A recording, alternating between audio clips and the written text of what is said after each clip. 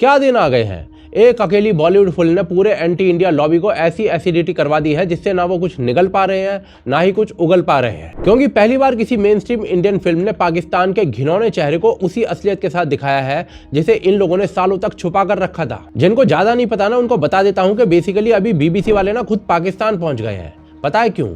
क्योंकि धुरंधर ने पाकिस्तान के सबसे डॉक्यूमेंटेड और सबसे पॉलिटिकली प्रोटेक्टेड क्रिमिनल जोन को उसी रॉनेस में दिखाया है जैसा वो एक्चुअल में था। वो लियारी जहां सड़कों पर सबसे ज्यादा खून बहा, वो लियारी जहां बाबू डकैत, रहमान डकैत, उजैर बलोच जैसे नाम सिर्फ क्रिमिनल्स नहीं पैरेलल गवर्नमेंट थे। वो लियारी जहां एमक्यूएम और पीपीपी के गनमैन ओपनली लोगों को उठाकर ले जाते थे।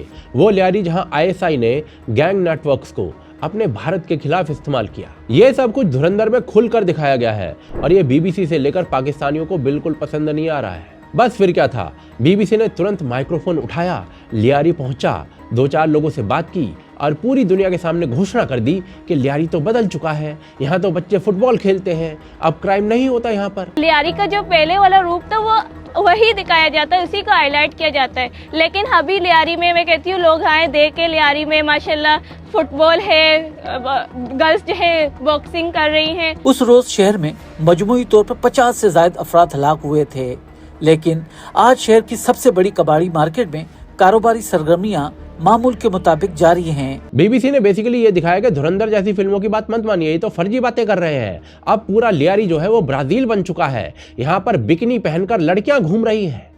लियारी को पाकिस्तान का ब्राजील कहा जाता है, जहाँ गैंगवार के जमाने में फुटबॉल मैच के दौरान धमाका हुआ और अकेडमीज गैर आबाद हो गयी, जो दोबारा से आबाद और फाल होना शुरू हो गयी हैं।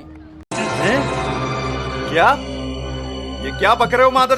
लेकिन भाई साहब आयरनी ये है कि बीबीसी की इसी वीडियो में साफ दिख रहा था कि लियारी आज भी उसी 90s वाली हालत में है। खैर जहां तक बात है कि धुरंधर ने लियारी को गलत दिखाया है, तो आपको बता देता हूं कि धुरंधर की तो छोड़ दीजिए, खुद पाकिस्तानी इस बात को एक्सेप्ट करते हैं कि लियारी में क्या होता था। Karachi police, Pakistani rangers, FIA और सिंध गवर्नमेंट की ऑफिशियल रिपोर्ट्स पिछले 20 साल से एक ही बात लिखती आई है कि लियारी आज भी ऑर्गेनाइज्ड क्राइम की एपिसेंटर बनी हुई है। इस इलाके को पाकिस्तान की एजेंसीज खुद मोस्ट क्रिमिनल स्टेट कह चुकी हैं। और ऐसा नहीं है कि बीबीसी को ये सब पता नहीं है, उन्हें सब पता है, लेकिन बीबीसी न्यूज का काम साला अपना एजेंडा दिखाना ही तो है बस। और इन बीबीसी वालों को एजेंडा क्या है? भारत से जुड़ी किसी भी पॉजिटिव चीज को डाउनग्रेड करना, चाहे वो इसरो की अचीवमेंट हो। I was going to ask you how much it cost, but I just read. So $145 million. What does India hope to get out of this? Country that has extreme poverty. I think more than 700 million Indians don't have access to a toilet. या फिर भारत में बनी कोई film हो। और इसीलिए BBC वालों की सबसे बड़ी समस्या यह है कि धुरंधर उस नैरेटिव के अगेंस्ट कैसे जा सकता है जो बीबीसी इतने साल से भारत के अगेंस्ट बनाता आया है। धुरंधर ने पाकिस्तान को बिना फिल्टर के इतने बड़े स्केल पर दिखा दिया है और शायद इसीलिए उनकी इतनी सुलग रही है। लेकिन बीबीसी वालों को ये मिर्ची कोई पहली बार नहीं लगी है। इससे पहले जब भारत ने बालाकोट पर एयर स्ट्राइक किया था तो ये लोग वहां पर भी पहुंच गए थे, ये बताने के लिए कि भारत ने जो टेररिस्ट ठिकानों पर काउंटर अटैक किया है उसमें कोई चील कौवे मारे गए हैं, कुछ कैजुअलिटी तो हुई नहीं है, बाकी सब तो नॉर्मल चल रहा है वहां पर। फिर थोड़ी देर के बाद हम जब उठे बाहर निकले तो बाहर देखा दरख्त टूटे हुए थे, मकान की दीवारें, छत वगैरह सब वो आपके सामने आपने देख लिया। और ये तो मैंने बस आपको एक इंसिडेंट बताया है, असल में कई हजार बार इनके पेट में ऐसे दस्त हो चुके हैं। बिकॉज बीबीसी के डीएनए में ये सब कुछ रहा है कि पाकिस्तान को ह्यूमनाइज करो और भारत को डिमोनाइज करो। और इसका उद्देश्य केवल और केवल अपनी कॉलोनियल फैंटेसी को पूरा करना है, क्योंकि उनको भी पता है कि पाकिस्तान की ग्लोबल ऑर्डर में कितनी हैसियत है, शायद उतनी जितनी अर्जुन कपूर की बॉलीवुड में है। लेकिन भारत जो है वो ब्रिटेन के ग्लोबल ऑर्डर को डायरेक्ट चैलेंज करता है। Dr. Jaishankar, India today is a bigger economy than Britain. It is a geopolitical power. It is a post-colonial country that dominates the originally English sport of cricket. Would you call it a reversal of power? I would call it rebalancing, but I would also say this is history which is switch hitting. It's hitting the other way. और देखिए ये सब मैं हवा में नहीं कह रहा हूँ, बल्कि एक एक्चुअल रियलिटी है। पहले आप कुछ एग्जांपल देख लीजिए। एक तरफ तो बीबीसी वालों को जब भी मौका मिला है ना तो इन्होंने पाकिस्तान को ह्यूमनाइज करने की कोशिश की है, चाहे वो बीबीसी का 2008 का मुंबई अटैक के वक्त अजमल कसाब को टेररिस्ट की जगह गनमैन बोलना हो, या फिर 2016 उरी अटैक में बीबीसी का पाकिस्तान बैक टेरर ग्रुप्स को एक बार भी नाम तक ना लेना हो उनका। लेकिन एट द सेम टाइम जब भी बीबीसी वालों को मौका मिलता है तो वो भारत को टारगेट करने से पीछे नहीं हटते हैं। बीबीसी ने कश्मीर के मामले में डेकेड्स तक, दशकों तक एक ही नैरेटिव फैलाया है। इनके लिए कश्मीर भारत का एक इंटीग्रल पार्ट नहीं है, बल्कि भारत ने कश्मीर को हड़पा हुआ है, कंट्रोल किया हुआ है, इस तरीके की रिपोर्टिंग करते हैं। बीबीसी ने रिपोर्ट निकाली हुई है कि भारतीय आर्मी जो है कश्मीरी सिविलियंस को मारती है, टॉर्चर करती है। लेकिन बाद में पता चलता है कि इन रिपोर्ट्स में उतना ही सच है जितना इस बात में कि पाकिस्तान पीसफुल कंट्री है। और आयरनी देखिए, यही बीबीसी फिर तालिबान के अफगानिस्तान टेकओवर को भी पीसफुल बता देती है।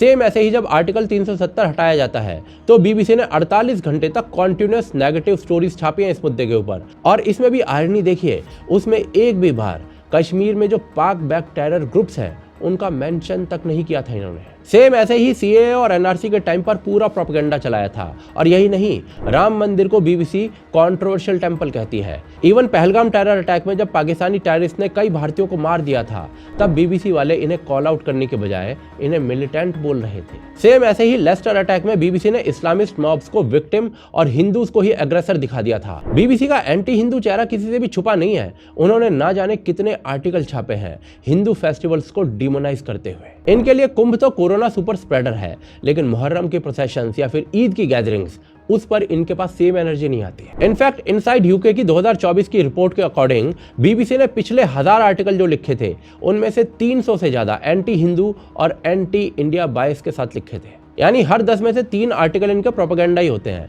पर देखिए, जैसा मैंने आपको बताया कि बीबीसी की इस बौखलाहट के पीछे भी ना एक कारण है। बीबीसी जैसे ऑर्गेनाइजेशंस हमेशा से ये चाहते हैं कि भारत उनके ही नैरेटिव के गिल्ट में दबा रहे। लेकिन आज जब धुरंधर जैसी फिल्में सच को दिखा रही हैं, तो बीबीसी जैसे इंस्टीट्यूशंस को लग रहा है कि नैरेटिव कंट्रोल तो उनके हाथ से निकल रहा है अब, और इसीलिए इन्हें डर लग रहा है। बीबीसी की प्रॉब्लम लियारी नहीं है, बीबीसी की प्रॉब्लम धुरंधर भी नहीं है, बीबीसी की प्रॉब्लम पाकिस्तान का क्राइम भी नहीं है, बीबीसी की प्रॉब्लम भारत का राइज है। भारत आज एक फास्ट राइजिंग नेशन है, ग्लोबल इकोनॉमी में टॉप प्लेयर है।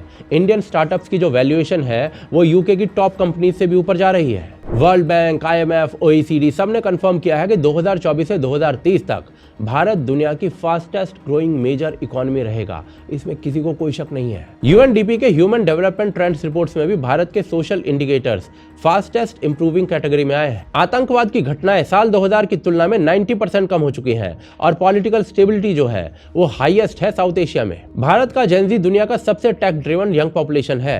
ड्रोन, सेमीकंडक्टर, AI रेगुलेशंस सब में भारत तेजी से आगे बढ़ रहा है। और सबसे बड़ा पॉइंट, भारत आज अपना नैरेटिव खुद लिख रहा है। आज भारत ग्लोबल स्टेज पर कॉन्फिडेंट है। बीबीसी जैसे इंस्टीट्यूशंस ना तब तक खुश रहते हैं जब तक भारत अनस्टेबल है। यहाँ पर राइट्स हो रहे हैं, दंगे हो रहे हैं, प्रोटेस्ट हो रहे हैं, पॉलिटिकल कैओस हो रहा है। और इसीलिए तो लोग बाकायदा ऐसे आर्टिकल्स छाप रहे थे जिसमें लोग चाहते थे कि भारत का जो यूथ है वो एशिया के बाकी कुछ देशों की तरह तख्ता पलट कर दे भारत के अंदर। लेकिन इस सब के बावजूद जब भारत स्ट्रांग हो रहा है, प्रोग्रेसिव हो रहा है, कॉन्फिडेंट हो रहा है, तो बीबीसी के सारे एजेंडाज इररेलेवेंट हो जाते हैं। इसीलिए एक तरफ तो बीबीसी को भारत की GDP का बढ़ना भी चिंताजनक लगता है और दूसरी तरफ लियारी में फुटबॉल ढूंढ कर निकाली जाती है। लेकिन आज जहां तक बीबीसी की बात है, उनकी क्रेडिबिलिटी का हल भी पाकिस्तान की तरह हो चुका है, इररेलेवेंट।